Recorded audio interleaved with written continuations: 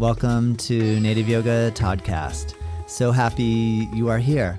My goal with this channel is to bring inspirational speakers to the mic in the field of yoga, massage, bodywork, and beyond. Follow us at Native Yoga and check us out at nativeyogacenter.com. All right, let's begin.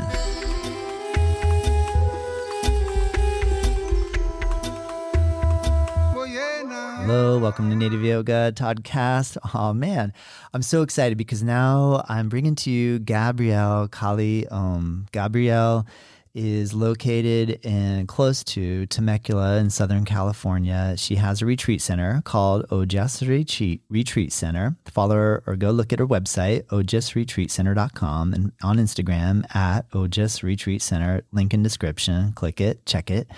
And also she has her own personal website, which is yoginikali.com, and her Instagram handle is yogini_Kali. Again, in the description, click it and give her a follow, give her a subscribe, and send her a little comment, and maybe just hit that little heart button just to send her some love. And what I wanted to do here is give you a little bit of insight into what it's like owning a yoga retreat center.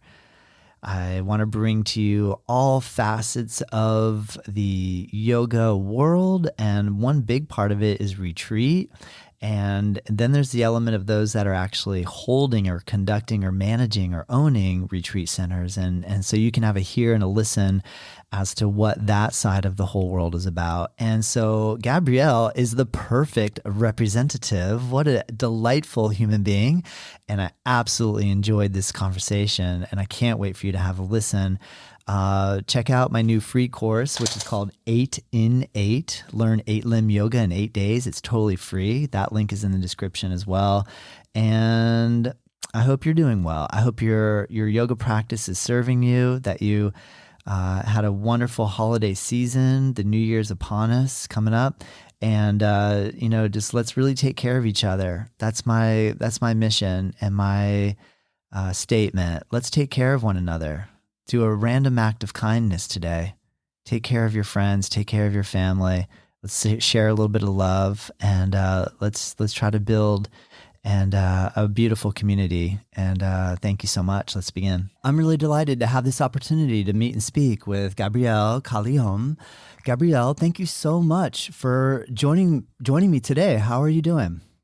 I'm doing so good. Thank you so much for having me. It's such a really great honor to be here with you today. I appreciate you asking. Oh, thank you. I know some of you are listening and you cannot visually see, but I think that those of you listening at some point, go to our YouTube channel, Native Yoga Center, so you can see Gabrielle's, the room that she's in. It's absolutely beautiful. It's like a really nice floor. I see like beautiful wood paneling, wood beams, big bright glass window with a deck out the front, fans. It looks sunny. There's like tons of natural light. Can you tell me where you are? Yes, I am in the studio at Ojas Retreat Center, a retreat center in Southern California. And it is a gigantic space, so you're right. And there's a ton of windows, and all the windows actually open up to the outside like accordion. So it can be an indoor-outdoor space. And it's made of redwood. And it's where all the events happen here at the retreat center. Wow. Can you tell me a little bit? First, I'll ask a little about the retreat center and then start asking more about like your background. But where exactly is Ojas? Yeah, it is officially in Santa Rosa Plateau Ecological Reserve. So this is in Southern California. The address is in Murrieta, California, which is in the same area as Temecula, which many people have heard because of the many wine vineyards that are here. It's the vineyard region of Southern California. Yeah, it is beautiful there. I have been to Temecula, so that's so cool. That's such a sweet area. And how did you build this retreat center, or is this one that was already existing that you acquired or took over? Yeah, I did not build the major structures here. The structures were in existence, and when we got the property, there was a tremendous amount of refurbishing to do, but most of the structures were here. We have since built a couple outbuildings and a pool and a lot of outdoor meditation spaces and hiking trails, but the structure was here. Wow.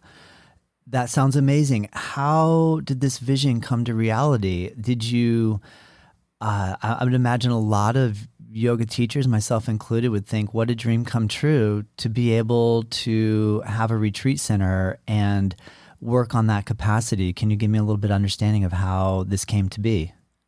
Yeah, it definitely is a dream come true.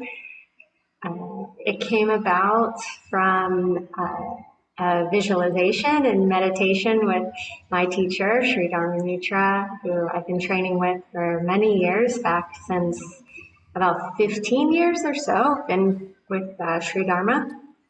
And it wasn't something that I sort of invented with my own mind or my desires, if that makes sense. It was out of, if you've ever, I don't know if you've ever done the class with Sri Dharma Mittra, he teaches psychic development. Have you ever done that? I've taken Psychic class with him, but I have not taken his psychic development class. I saw that it's on the schedule at the Dharma Yoga Center in New York City. And so I'm super curious about what that actually entails. Yeah, I mean, I shouldn't be the one to say, but I can tell you that back when I started training with Dharma, psychic development was part of the weekly schedule. You could just go into the class and take the class. And I remember the very first time I took this class, and there's many practices to psychic development techniques, and he'll even say it's not so you can become psychic and so you can read someone's mind, but it's actually so you can have access to your own intuition. And you can also build up some type of a strength in your aura, so you're not absorbing the energy of other people, right? Yeah, yeah. So anyway, there's a series of concentration and breathing techniques that lead up to the end where there's a visualization meditation. And the way it was introduced, as I recall, Sri Dharma said, now you're going to sit here and visualize something that you want to create. And I had no idea, I couldn't think of anything. So I somehow imagined myself as a very peaceful person. I imagined that I was, whatever I thought that to be at that time, I just imagined that I had no concerns, no stress. I was just this peaceful person. And I went like that for a while. And then one day in psychic development, here we go again with the visualization. And all of a sudden, like an awareness, it came to me that I would have a retreat center. And I thought, I was kind of excited, because I didn't think it with my mind. Usually we think that we want something and we try to get it, right? We take the steps to get it, but it wasn't like that. It was like this, I don't know if you've ever had this kind of like obvious awareness situation happen, or like a realization that comes to you. It's just sort of undeniable.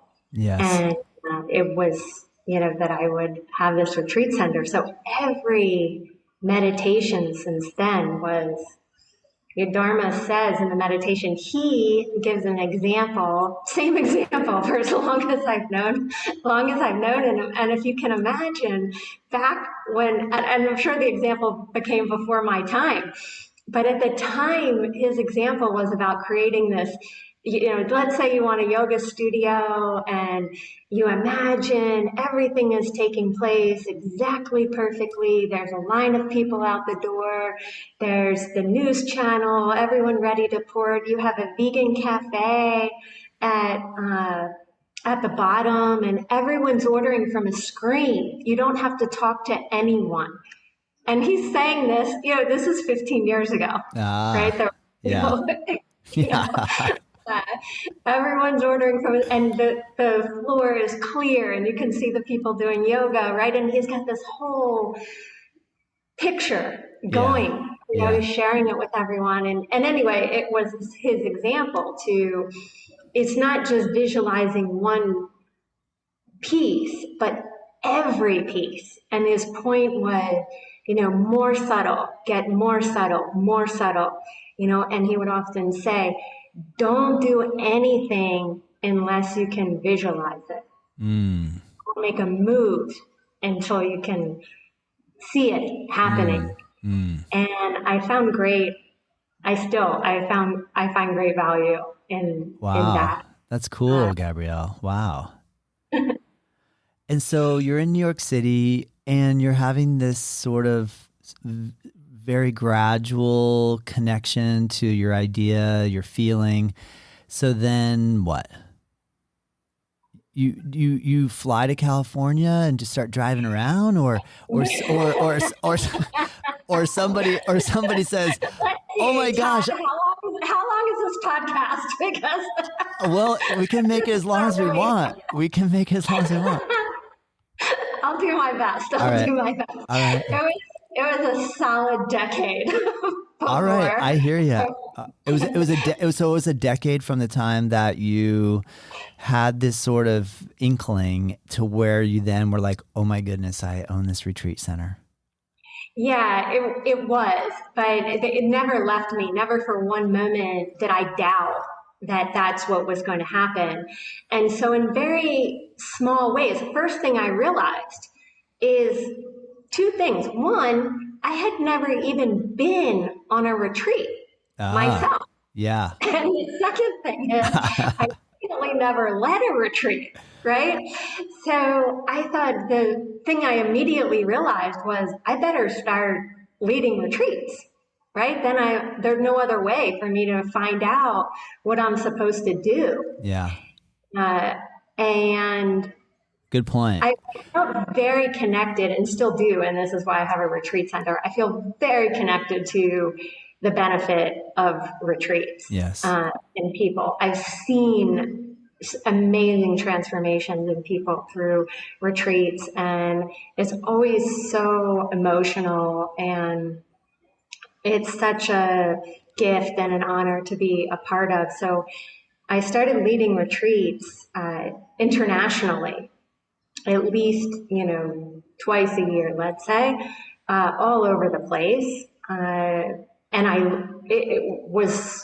loved it. I loved doing it. I loved the people that came. It was like a family, and everybody was, we went to Greece and Spain and Bali and Costa Rica and the Grand Canyon and the Caribbean islands, and we were all over the place. And I learned so much from those experiences in what it, from the perspective of me, the facilitator, and from the perspective of this, retreat facility, what is needed to have the best outcome, right? What's needed on the ground to create the best circumstance so you can have the most optimal experience.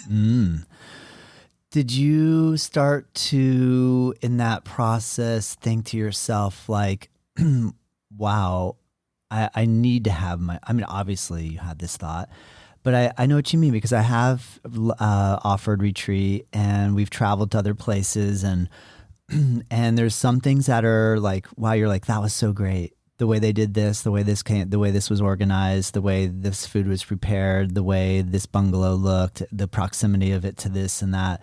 But then maybe I'm thinking, you started to think, I want to have like a place that I can kind of control a little bit more of that and develop it in a way based off of everything that you were able to learn in the process.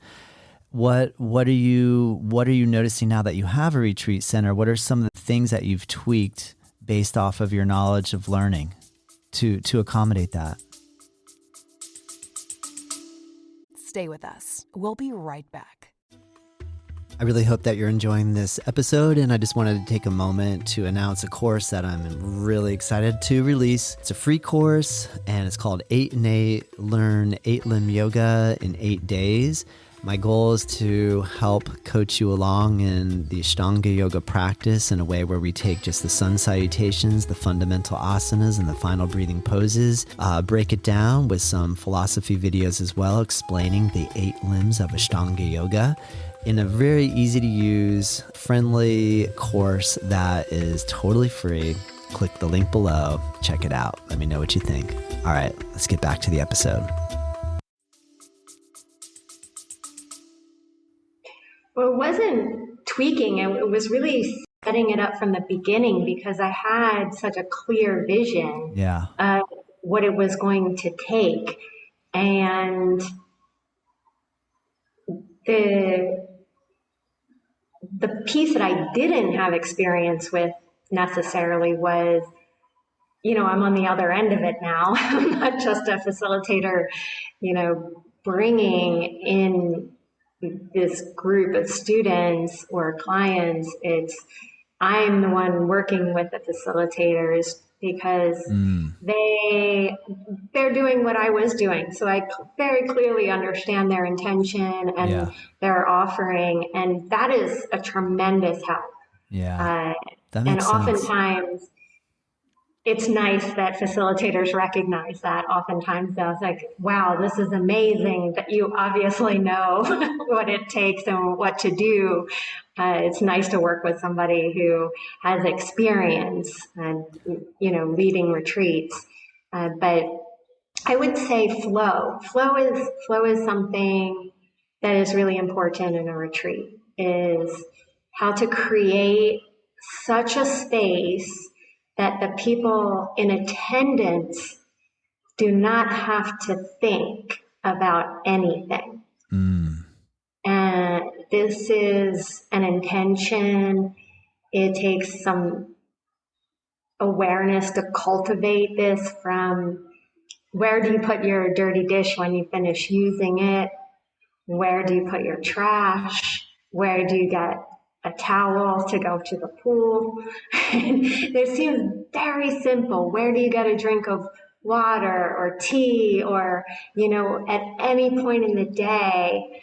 How can we make this experience so there's no question what a person, if they want something, if they need something, where they go to get it. Wow. And in this way, I believe that if we succeed, even hopefully close to getting there, then it means that that person's nervous system is able to completely relax, and they don't have to wonder where to get this thing, where they're going to sleep, where do they get toilet paper if they need toilet paper, what do they do, all of these things. Where do they, if they're too cold, where can they get a blanket? Do you understand? Yeah, so yeah.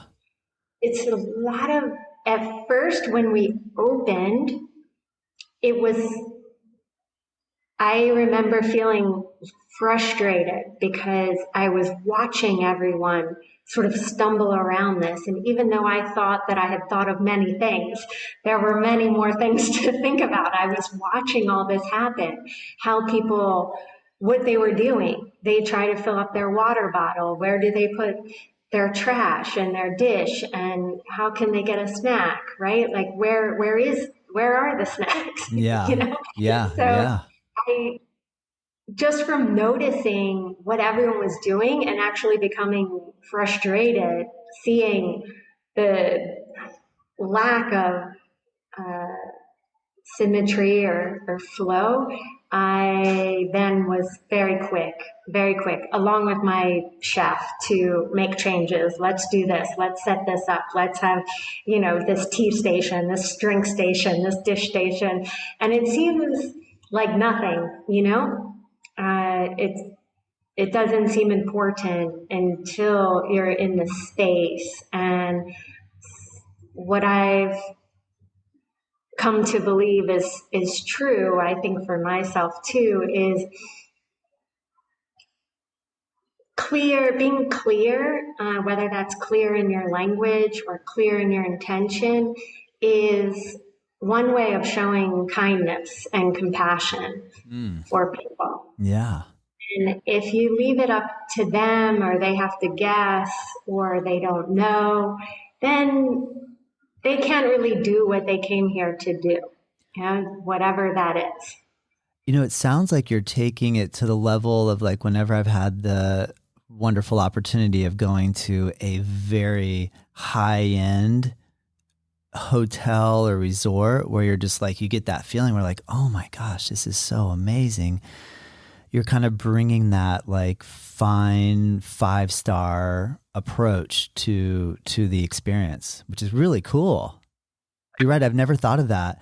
I've only just thought of it from the side of like, how do I organize a retreat? How do I actually make sure I get enough people to sign up? And how do I, hopefully everybody travels okay. And if there's like a airplane connection that doesn't connect, like how much do I get involved to try to help them to figure it out versus letting them kind of figure it all out? And it sounds like you've gone like full head on the level of like, let me actually help them do everything, but even to the next level beyond that, like, let me think ahead of time before that, which is so cool. It's so interesting to hear about all that. I can't imagine. Yeah. Well, you're exactly right. Everything that you pointed out, I know, I know so well from being on that end. And that's a facilitator's job. That's the job. It's not your job. Once you get here, then it becomes the facilitator's job to lead the retreat. And that's my ideal hope for them as well. It's not really, we're in service also to this person that is going to be expending the most energy, right? The person offering the program, facilitating the retreat. And if they have to think about all these things when they're here, they're not also going to be in the best space to offer what they came to offer. Because as you pointed out, we know that the initial part of leading retreats, it feels a little bit more like you're a travel agent. Right? Yes. And you're the one planning these taxis and answering questions about currency, and suddenly you have to know everything about every country that you go to, and it's a lot, right? Yeah, it's a lot of organization, but the idea is once you get here, it's a deep exhale, hopefully on everyone's part, and you can just absorb and integrate into the space. What have you found, Gabrielle, in relation? I just remember we were leading a retreat to Costa Rica. So excited. We had a big group. It was amazing. We were all amped. And I remember the night before, I was laying in bed and I had this like intense, like, oh my gosh, I'm taking a large group of Americans to a country where what if like we get kidnapped, or what if like we're held ransom, or I don't know. I just had that like panic of like, I am like responsible for all these people. Now you're in California.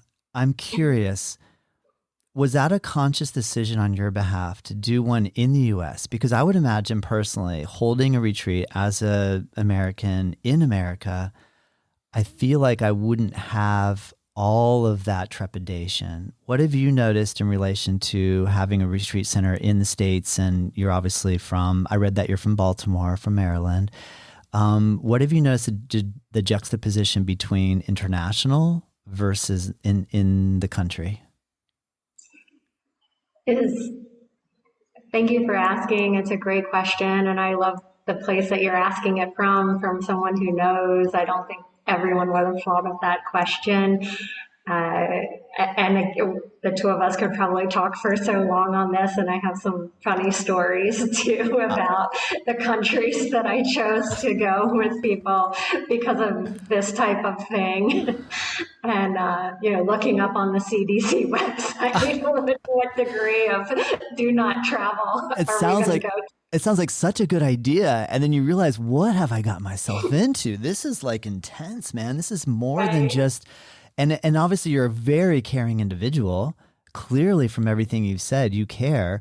So I would love to hear just some of Yeah, some of like the vibe of being in California. Like I want to come now. I'm like, dude, I want to hold a retreat at your place because number one, coming to California, how easy would that be? Right? To just land in San Diego or LA and drive to Temecula. Like that's a no brainer.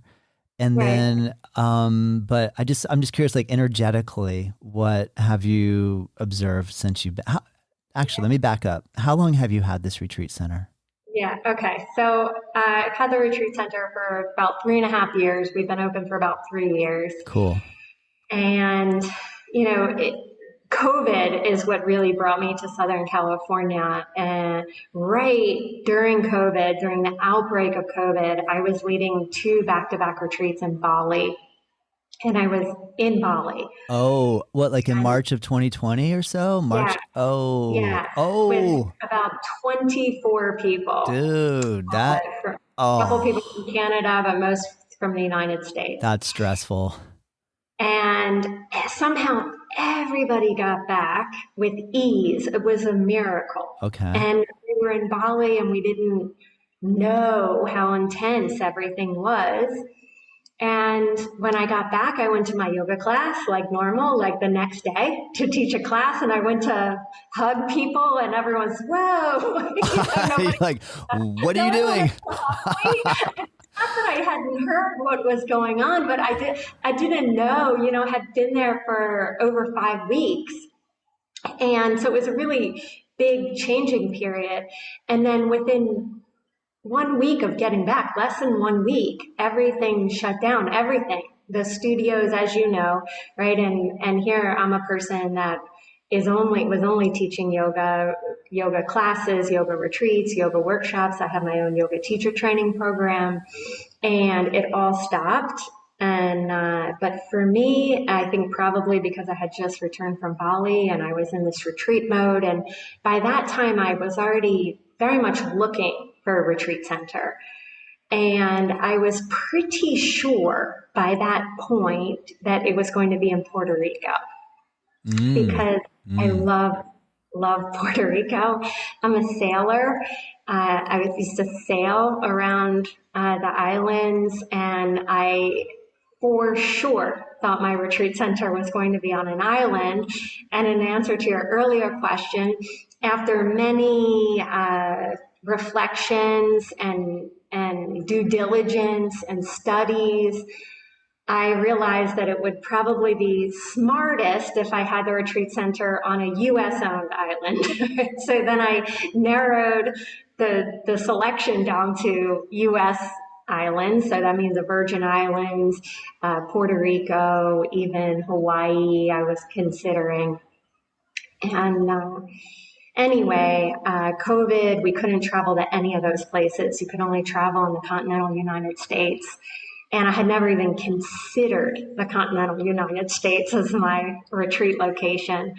But I also, as I had nothing else to do, all my jobs closed. So I thought, well, this is just going to be more information, like more study, right? So I got on the airplane. I flew to Southern California because Southern California would be the only place in the U.S. I would consider because for me, it had to do with the weather. I wanted it to be a year-round retreat location. That was really important. I wanted to be around a place that had access to growing food.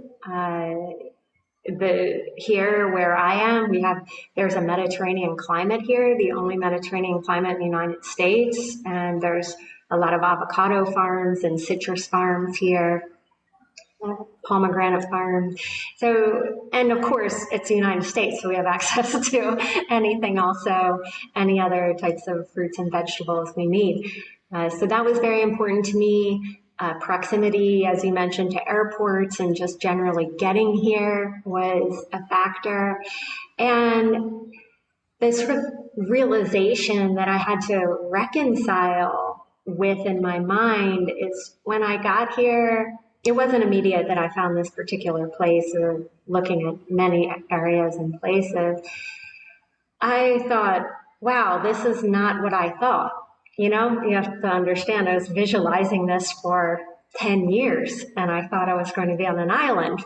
And now I'm in this climate and these rolling hills and this beautiful space in Southern California. And I thought, well, this might not be Bali. This might not be this, bucket list place that I envisioned, but actually is better than that.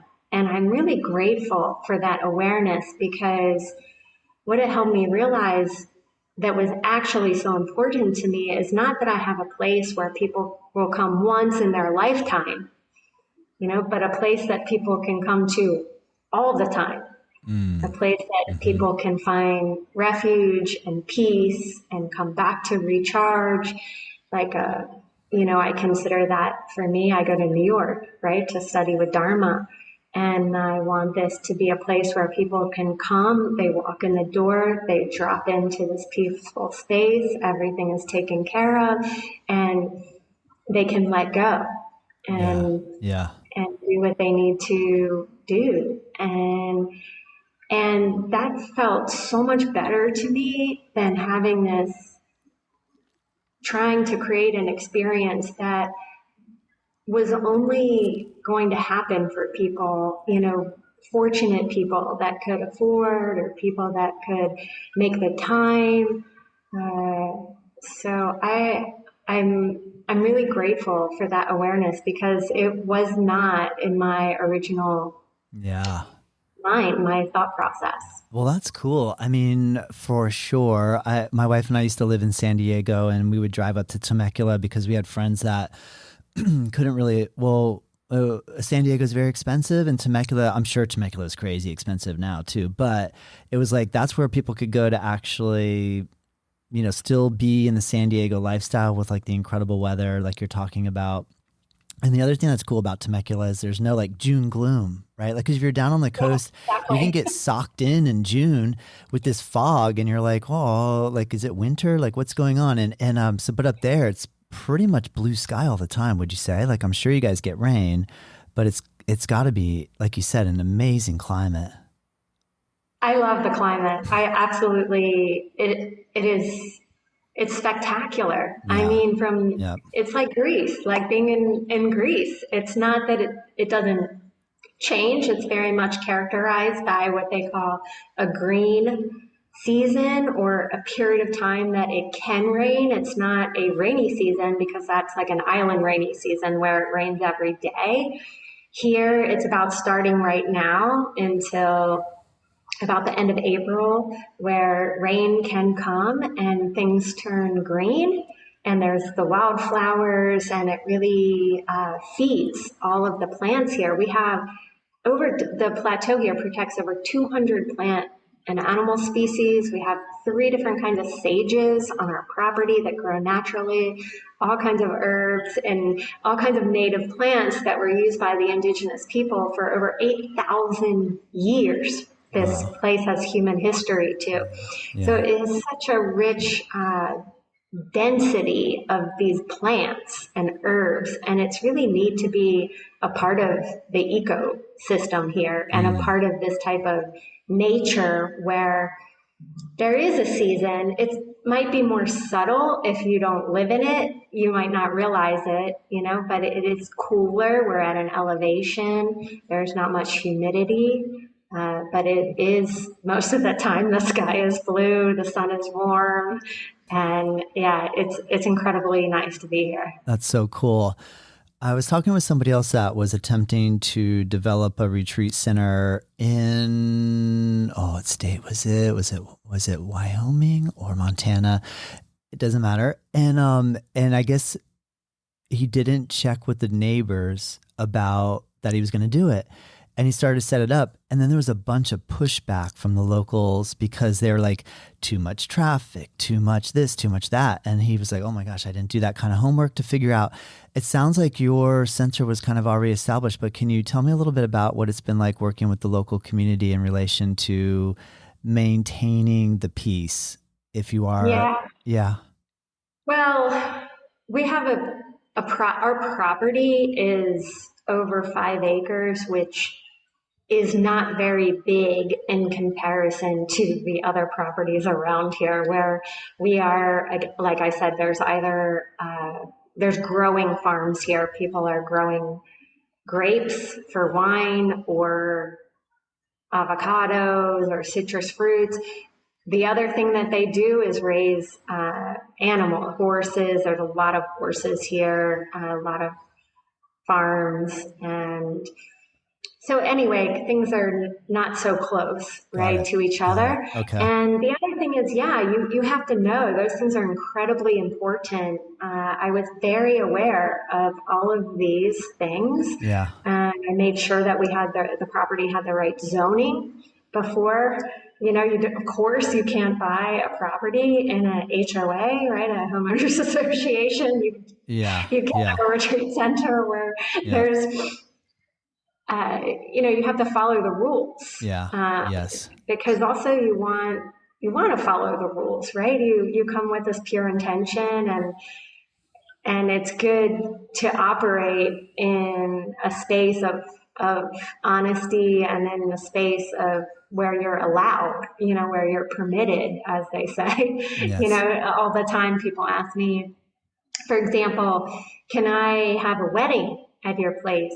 And the answer is no. The answer is no. I could have a wedding at this place, right? But in order to have a wedding, you need a permit. It's a separate permit.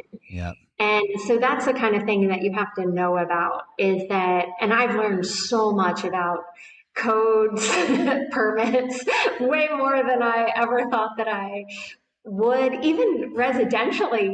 Here in the United States, we think we own a house, we can do whatever we want. But it turns out, actually, if you read the county code of wherever you are, you cannot do as much as you think.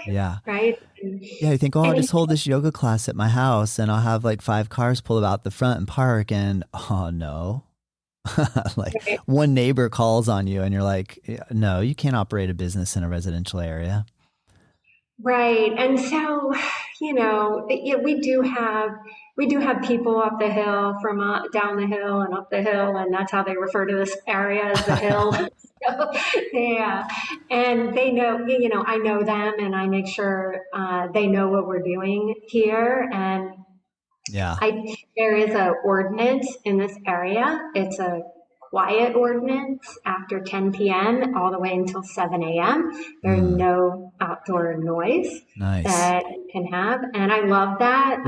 My own retreats have a period of silence from 10 to 10, 10 p.m. to 10 a.m. So it very much goes with the intention anyway of the space. So we have had, knock on wood, we have had no problems with anyone. Amazing. If we switch gears just a little bit, Gabrielle, I'm curious just to hear a little bit about your own experience in your yoga journey in relation to how are you feeling about your yoga practice these days? Because you started in 2000, maybe earlier than that, but it sounds formally in 2000. So you've had like a good 24 years of consistent practice with multiple disciplines. What are you getting most inspired by currently in your own practice?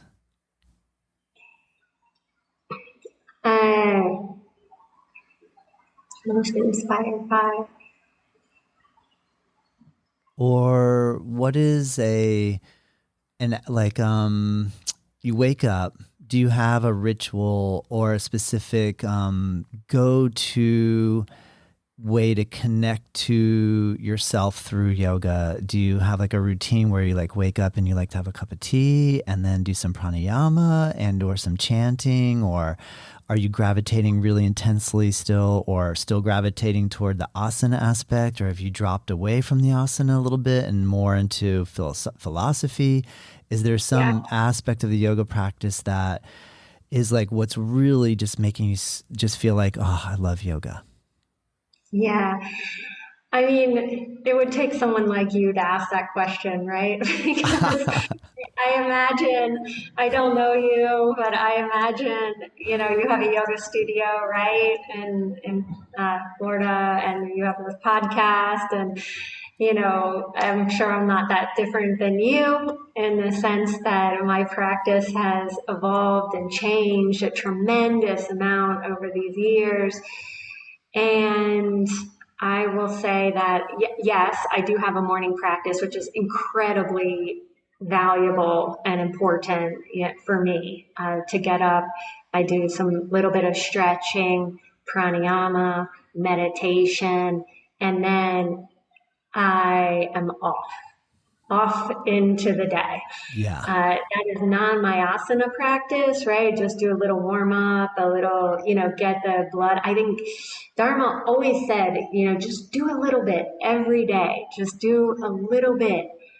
Because oftentimes we think, if I have to spend an hour, 2 hours on this asana, but we change, our lives change. And for me, my practice has much more change into a moment by moment, everyday event where, how to incorporate everything I've learned with everything that I'm doing and all that I'm managing. It is more challenging than anything I have ever endeavored to do in my life. And there is no chance I would be fit for this calling, for this job, had I not had all those years of dedicated practice. And so I'm okay. I can't do some poses that I used to be able to do. I lost some poses, but I don't mind because I feel very grounded in my purpose here. And if that makes me, I cannot do, a pose anymore, then what I'm doing is much more valuable than that. And if I think when I maintain my intention and my actions are directed towards the purpose that I have, then there's I don't even feel any sadness about it. I don't feel any, I'm not concerned at all that these things it's just part of it. And it's not that I can't do the pose anymore because I'm sitting watching Netflix. You see, I'm doing this amazing, trying to fulfill this dream or this intention that I have. Yes. And while of course it's so important, I cannot let everything go because you need to maintain your physical well-being, your emotional well-being, which involves exercising, but it doesn't matter, right? I often go to practices in the community. I go to yoga studios because I think it's incredibly important to support the studios in the area. I have so much gratitude for a yoga studio in a community. For some reason, I don't know why, it never came to me that I wanted to open a yoga studio. Instead, I have this retreat center, but I always try to support the people I know in the area, support the yoga studio. And so I just go to a class. I can do yoga on my own, but I go to a yoga class and then I integrate with different practices that maybe are not weren't in my everyday practice. And it's nice. It's nice. Yeah. How about you? You must have something to say. Oh my gosh, great answer, Gabrielle. Well, if I can be so bold as to potentially read between the lines of what you just said, and why I agree with you 100%, and what I feel like I heard from you just now is I'm working really, really hard. This takes a lot of work. Would I love to just dedicate 2 to 3 hours to yoga every day? Oh yeah, that'd be amazing. I have a dream. I had a dream of owning a studio. And then the pressures of actually maintaining it as a business and a financially viable operation so that people can enjoy yoga. I've had to put that time that I would just dedicate to yoga to the service of the community. And I agree with you. I think you get to this point where you go, I'm okay. It's okay. Like, but I have gone through turmoil phases over it. Like, yeah, but now I don't have time to do all the things I want to do in relation to my own personal development. But now that I can actually see that my personal development is service, then everything is a yoga practice. So I agree with you 100%. And I see, but I can also hear like you are working, like you have a lot to do. And I get that. And I appreciate that. And I like the fact that you said that you're going and supporting local studios and how much that is important to the community. I would go out on a limb and say your space is a yoga studio, but I understand what you're saying in relation to the difference of a retreat center where a full week is committed, or people are committing to a full week to coming in and the dedication that you're putting into it. So personally, I see what you're doing as yoga practice, and if not just as valuable or the same sort of transactionary experience occurs through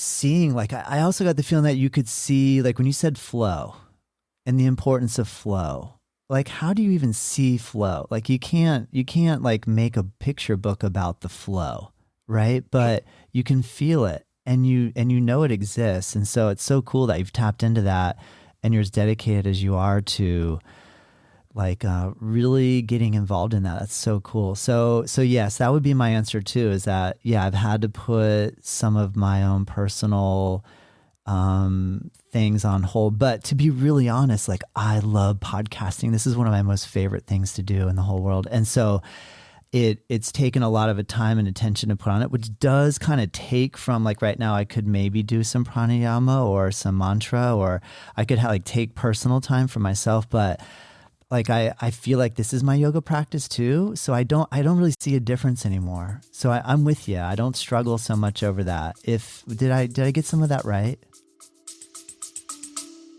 Stay with us. We'll be right back.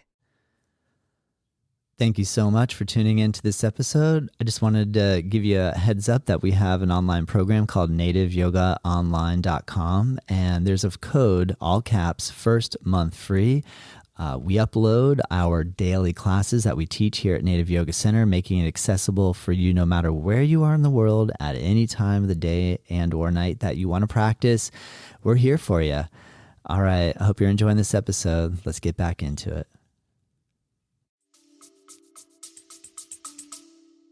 Oh, absolutely. Okay, cool. Absolutely. I mean, it's important, I have a teacher, Sri Dharma, and in fact, this morning I was online with him. He still teaches online. He has, and it's great because here in California, it's because he's in New York, right? The pranayama class on Tuesday is 7:30 in the morning. Nice. So I'm up before that doing my own little practice, and then I get to be with him. So I really make an effort to show up because I think it's important to stay connected. It's important to stay grounded. It's important to have a community and somewhere to, for myself even, where I can recharge. And I know the practice is important because when I first was here at Ojas, I really let my physical asana practice slip a lot. And it was really difficult because we didn't have, in the beginning here, it was wild. There were contractors here for 12 hours a day. I was sleeping on the floor. I didn't even have a table. There was no chair. I had my computer on the floor. I was sleeping on the ground.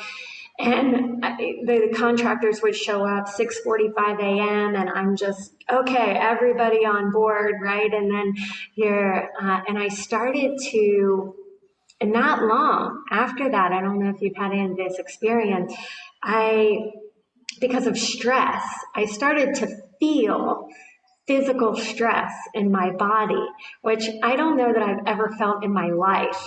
People refer to stress and you think of stress in your mind, or stressed, I have so many things to do, but I actually felt it running through my body, like cortisol running through. I was thinking, wow, this is unbelievable. And instead of like worrying too much about it, I was like, wow, this is really wild, this Yeah. feeling of stress. Yeah. And then it started to sort of house itself in spaces in the body, right? So I could feel it building up my shoulders and then on my neck. It was just more tense, like physically tense. And I thought, okay, this is not good, Yeah. Yeah. this wasn't the Yeah. point. So Yeah. I have to change something. Yeah. And of course, with the knowledge of the yoga poses and all of that, I put more intention into the physical practices I was doing to move that stress out of my body. And it worked. It didn't take very long. And so now I'm really aware of staying on top, we'll say, or so to speak, but, keeping the stress, at a level where it doesn't affect, my physical body with pain. Oh man. Whoa, Gabrielle. Whoa. Can I bring something up? Yeah. Cool. Today is, what's the date today? It's November 13th? 12. Thank you. And you practice Ashtanga yoga a little bit? I had in the past, yeah. Did you hear the news about what happened? No. So on Monday, so today is, what is today? It's Tuesday the 12th. So yesterday, the 11th, Sharat Joyce passed away at age 53. Oh, I didn't hear that. Yeah. And he's here in the States right now. And he, I just feel so bad for his wife and his kids and his family. I feel so bad for him, for his family. And he was here. He was teaching in Miami for the last 2 weeks. And a lot of our students here went down and practiced with him. And then he went up to Virginia this week to teach at the University of UVA, or he's at UVA. And he went for a hike and he had a heart attack. And I came in this morning and I didn't know. I mean, when I got in this morning, I got text messages from people and I was like, whoa, because he's only like, I'm about the same. We're very close in age. I'm 51. And I just had that moment of like,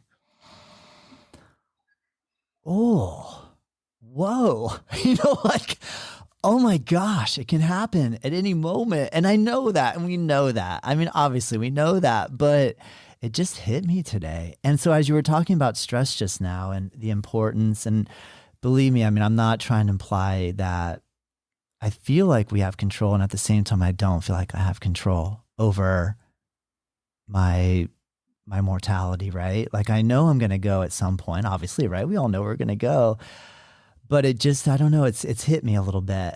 So I apologize for bringing up like a heaviness. I mean, I honestly think it's heaviness. I mean, I feel like when it's our time to go and we get to journey, amazing, right? Like it's going to be an incredible journey when we get to go, when we get to move along. But I just, I've been wearing that all day. So I had to just mention it too. I just wanted to see if you had heard and if that impacted you. Yeah, I hadn't. Thank you for sharing that. Thank you. Yeah, I feel that's a really heavy blow for his family, the community. I know, right? I know. I think it's a big one for sure. It's tough losing like these folks that we've learned so much from over the years, and then at some point, just being able to say goodbye. So I guess if anything, because I know people listening, this podcast will come out, in a few weeks. So I'm sure the news will have already traveled to everyone's ears. But I guess if I could just say a little prayer for his wife and his kids, just to like, I hope they're okay, and I hope that they can get through this really difficult time and find some solace. But on that note, have you had any relatives or anyone close to you lately? Have you gone through any of that, like grieving or grieving any loved ones? Yeah.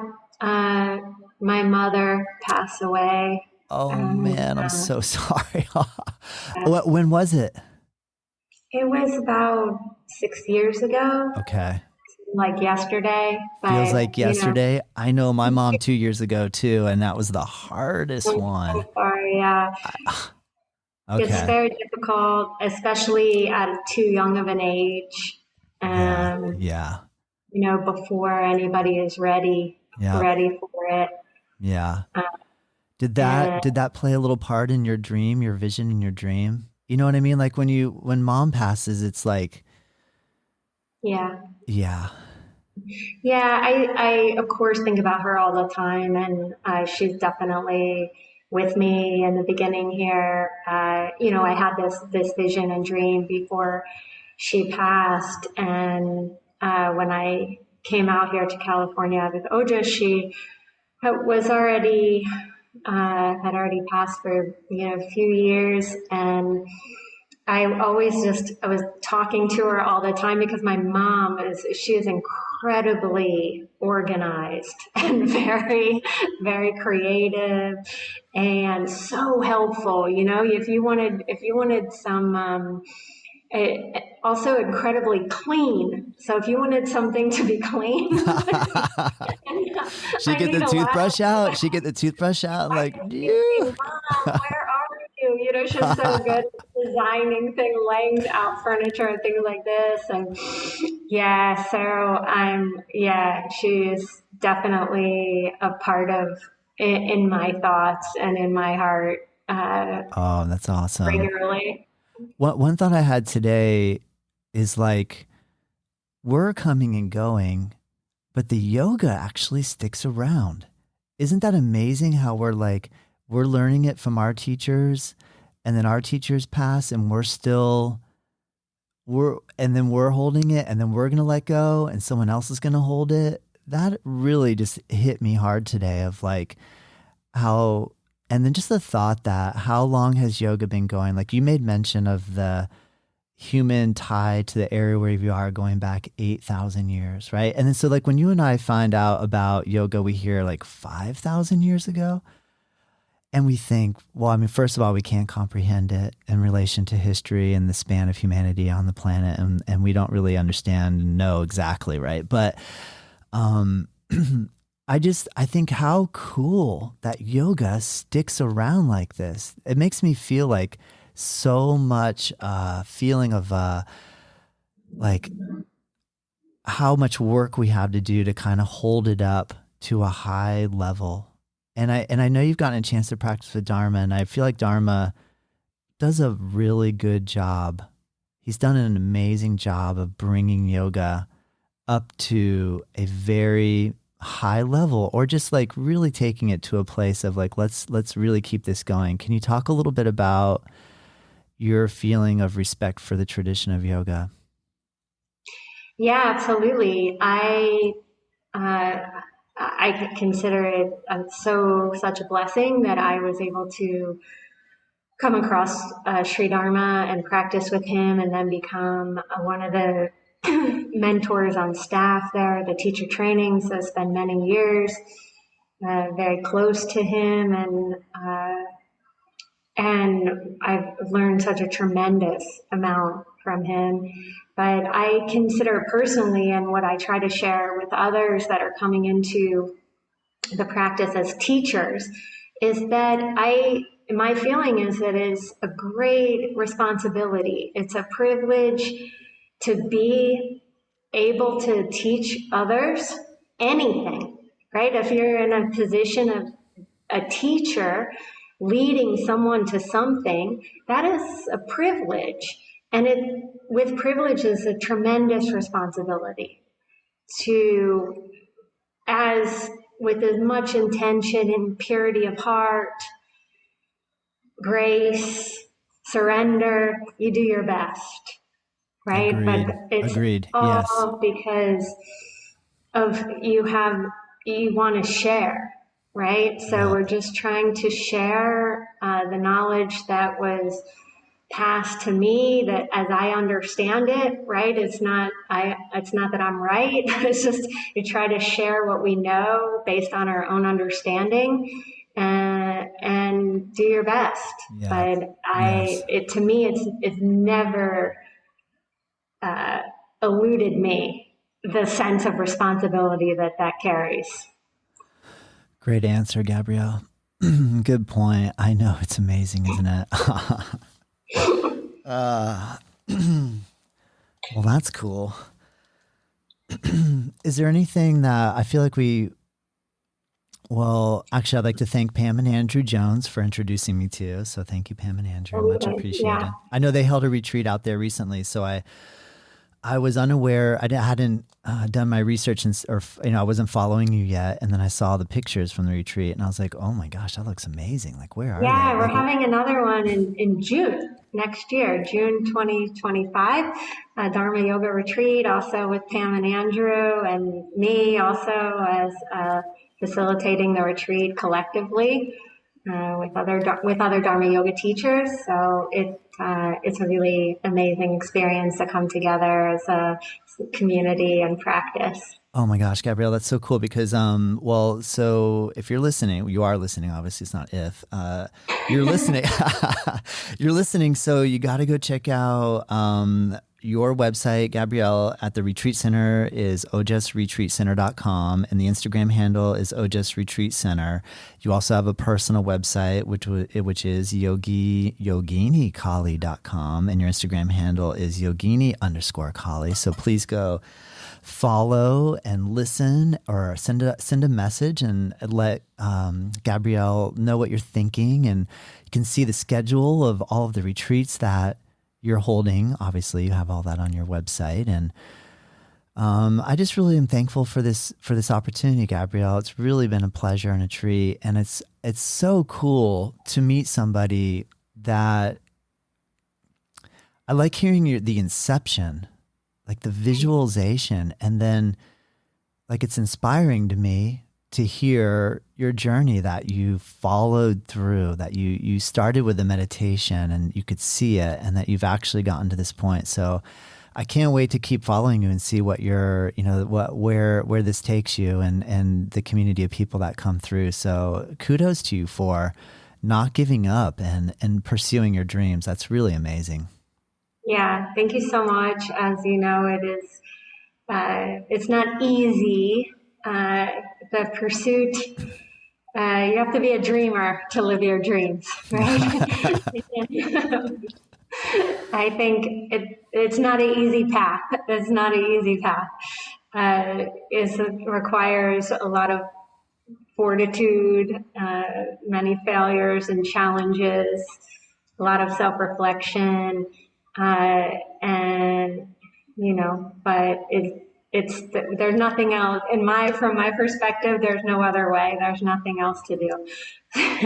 Oh man, I hear you, Gabrielle. Well, I can't wait to meet you in person. And my wife is from California. Her family's out there. So the next time we're out, I will definitely come check out your center. Yeah, you're always welcome. Please come anytime. Yeah, I would love to have you. Thank you so much. You can do a podcast from here. Oh man, I'll take you up on that. We'll set up I thought it would be cool to one thing I've always hoped for, or one of my dreams with doing the podcast, is to go to events and interview. So while the event is happening, interview the people during the event, and then put together like a whole kind of series just on that. So yeah, like a little like a reality show. I guess that sure. I guess if you put it a docuseries, that sounds better. Something about reality show makes me think like I'm gonna sell out some cheesy brought to you by. No, I'm kidding. But you're right. A docuseries. I would love for you to do that because, I've had this vision for many years, to be honest. And I don't think I've not told very many people this, but I used to have my own teacher training program and lead teacher trainings and course at Dharmas. And I always had a very similar idea to the one you just expressed, where I would love to have a camera, where you can see, the transformation, what's going on with people, know what they're thinking in their mind. I know when I went through my own experience in teacher training, I I mean, I went from one place to a completely different place at the end, and I've always thought that would be such a neat idea. So Oh I'm my gosh, totally Gabrielle, into that. You're welcome. how You're funny, welcome. how funny. I know. So now you have the retreat center and I have a microphone. So I think we have everything we need already. Now it just takes the vision and the Yeah. dream. Oh, cool. All right. Well, it's on then. I'll do a little bit of meditation tonight and start trying to bring it into a little bit more clarity. Yeah, we can do it in June for sure. For Oh, sure. cool. All right. I'm there. I'm with you. That would be amazing. Thank you, Gabrielle. It's a treat. Thank you so much. Yeah, thank you so much for asking me, and thank you so much for chatting. And it's been so nice to get to know you. Same as well. Namaste. Namaste.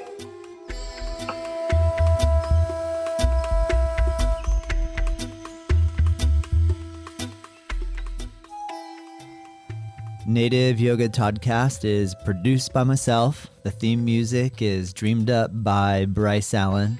If you like this show, let me know. If there's room for improvement, I want to hear that too.